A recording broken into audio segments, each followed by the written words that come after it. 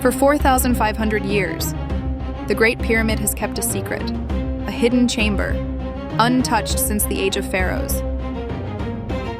In 2017, physicists discovered a mysterious void, sealed above the king's chamber. No one knows what's inside. Is it a burial vault of Khufu never opened? A lost library of forgotten knowledge? Or evidence the pyramids weren't built by humans alone? Imagine opening it. Air untouched for 4,500 years rushes out. Microbes long extinct on Earth reawaken. Or perhaps advanced metallurgy unknown to modern science. Some scientists believe it could simply be structural, relieving pressure.